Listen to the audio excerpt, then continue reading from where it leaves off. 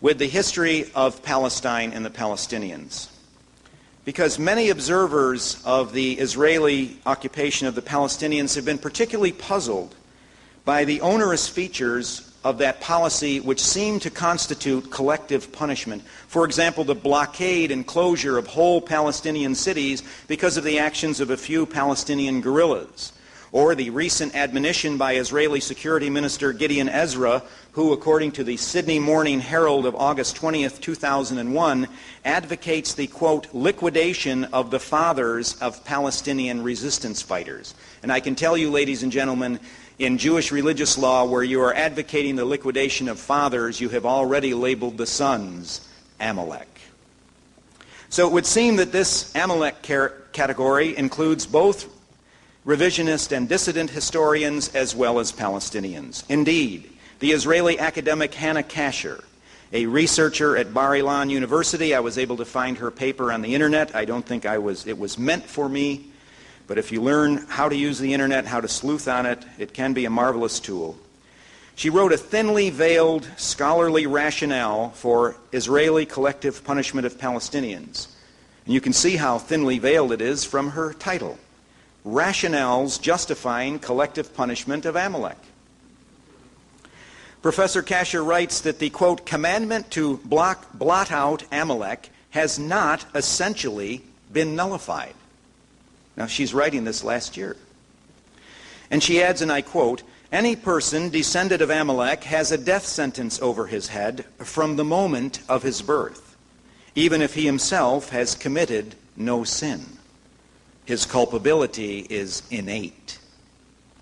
Professor Kasher, who wrote those words last year, states that the struggle against Amalek is a war of annihilation against a contemporary foe, in which one does not refrain from killing women and children. End quote from a contemporary Israeli academic talking about a contemporary foe that deserves genocide. Professor Kasher adds that the Talmudic sage Maimonides, who justifies the collective punishment of Amalek, civilians as well as combatants, does so as a justifiable deterrent effect. And of course, we have heard Israeli Prime Minister Sharon use those very words. In 1986, the Israeli Army Chief Chaplain, known as Rabbi Shmuel Durlik, issued an order to the army to annihilate all Arabs because he said they are Amalek. When his statement was vigorously protested, Rabbi Durlik said his sermon to the army had been misunderstood, and he was actually identifying Amalek with the Germans, not the Arabs. And that reference is from the Nation magazine, August 16th, 1986, page 103. The ancient Talmudic sage Rabbi Kahana decrees that, quote, as long as the seed of Amalek exists in the world, neither the name of the Lord nor the throne is complete. When the seed of Amalek has passed from the world, the name and the throne will be incomplete. Well, this is one of these Talmudic glosses that the learned Professor Tony Martin spoke with you about this weekend. Because for Christians, historic Christian teaching about Amalek has been that indeed God was right, and that the Israelites had accomplished their mission in ancient years.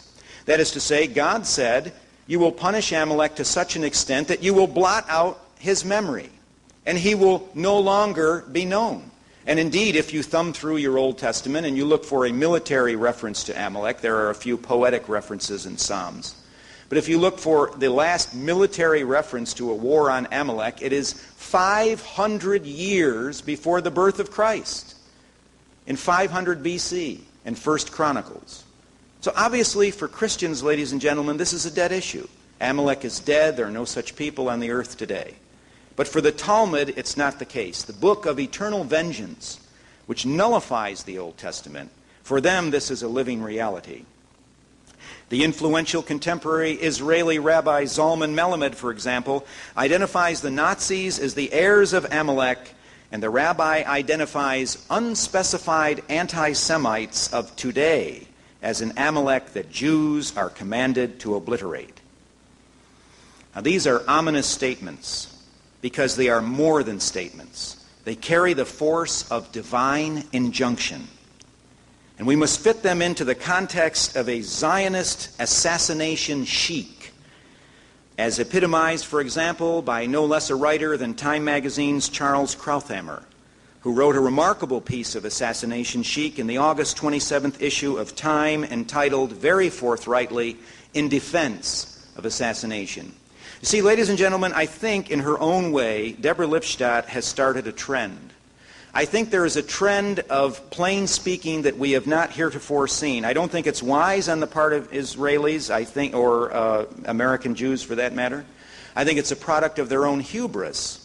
But I think, too, that it is a function of their sense that they are winning and that they are becoming supreme in the world, and according to Israel Shahak and other scholars of Talmud, that it is written in the Talmud, as you gain supremacy in the world, you may be more candid about your designs and objectives. So we see this unusual candor in Charles Krauthammer's essay in Time magazine of August 27th. And we have also noted that in the rest of the media, the Gentile media, if you will, they are not allowed to use this term. Robert Fisk, writing in The Independent, revealed that the BBC recently sent down a memorandum saying that Israeli assassinations will no longer be referred to as assassinations. They shall be known under the euphemism targeted killings. Orwell, who was a BBC broadcaster, would have gotten a kick out of that.